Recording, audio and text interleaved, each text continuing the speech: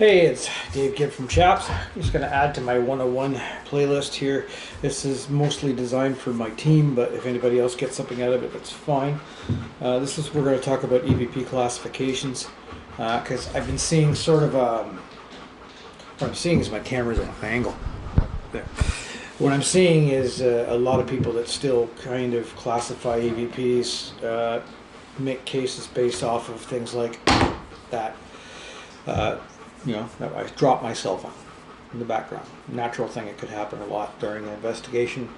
But in general, a door creaking or something, which is a non, for me, at least for us, it's a non-admissible. If you've got a camera focused on something and a door opens and slams shut and you get that on EVP, that's great, it backs it up. The EVP itself isn't really what makes the issue, is the fact that you've got a witnessed occurrence, in which case you still have to further investigate that. However, coming into the realm of EVP, and I've now got a number of my team members that are both senior and junior at going over EVP files, which over hours and hours and hours can nullify your brain, but you still got to know what to pick out. EVP's have been quite an issue for over 50 years. Friedrich Gerhard or Constantine Rodin started, pickling around with noises and what they could be. It's only advanced from there. But I think in the paranormal, we tend to move up and down in cycle as to what we expect.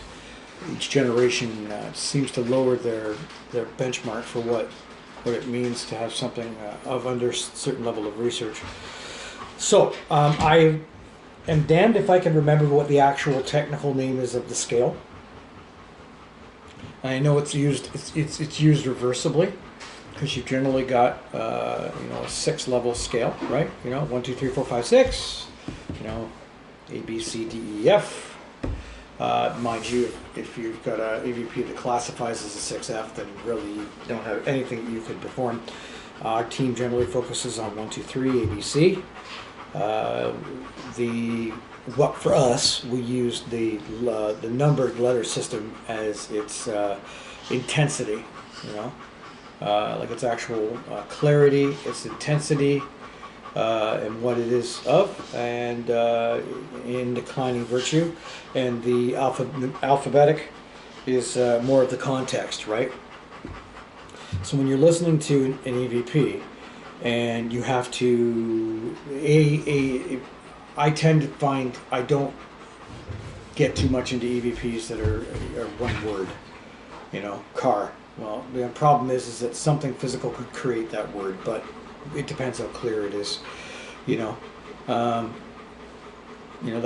could be a 1D, right? Like it's a single syllabic word.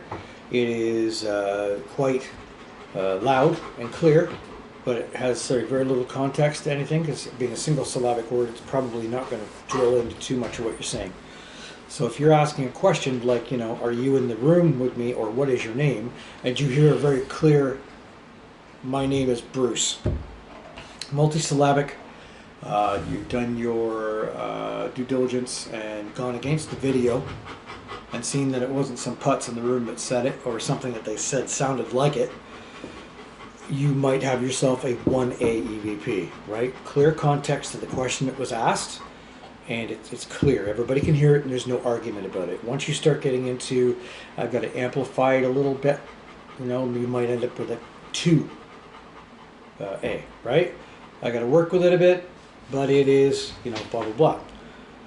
I've really got to amplify it. It's kind of scratchy. There's a little bit of argument, possibly, but most of the people seem to hear what it is. Could be a 3A, 3B, but like a 3A, the context is there. Now you start getting into 4s, and now you got something that, okay, I'll do a peer review. I'll generally go within, possibly 20 different people listening to that file at first before I even consider it as part of evidence, and they listen to it and they all say the same thing without you pre-installing what it is. Okay, so now, but it has to be amplified. And it had to be argued about. So, it's like a 4. for quality, right? You know, and that's really common because most times you can't just, oh shit, listen to that just came right out. So most times you're at least getting 2s or 3s. You know, a 1A is pretty hard to get.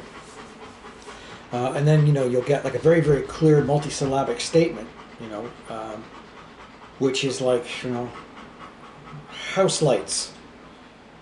Okay, so that's multisyllabic and it's a sentence, but it has nothing to do with what's being said. Now you got to think about the context of what's going on in the house. Or you know, if you're in like a train car and you get, you know, house lights, it's very clear, but has nothing to do with anything. You kind of like have like a 1D, right? So, you know, that sliding scale. My advice is that if you don't have anything that it fits within the first four levels of the parameter, I wouldn't bother with it. I do get a lot of audio files back where people think a noise or a nick or something has got something to do with something. Unfortunately, that's almost like, you know, okay, what are you hearing right now? I'm hearing breathing noises because I just took my dog out for a run. So, you know, that could be considered an EVP. If you get it, it's a hit. But, you know, we can definitely determine that it's just a lab breathing hard. So, you know, if you're going to be strong with EVP and want to have some people that actually listen to it, try to have something that is easily distinguishable. Work on the peer review. Make sure that what you're doing is being listened to people, not just on your team. You know, because your team could be supportive of the fact that it's your team and they want to have a good result. You know, let other people outside your team listen to it, and do a true peer review around experienced people to see if you can get one of those, you know, magic combinations. You know, unfortunately, like I said, if you got a 4D, it's probably really it's arguable and it is out of context. It's basically for classification of noise, it shouldn't be there. And most times I wouldn't present that to a client. The lowest I would go is a 3A, 3C. Most times you're getting a 2B or C.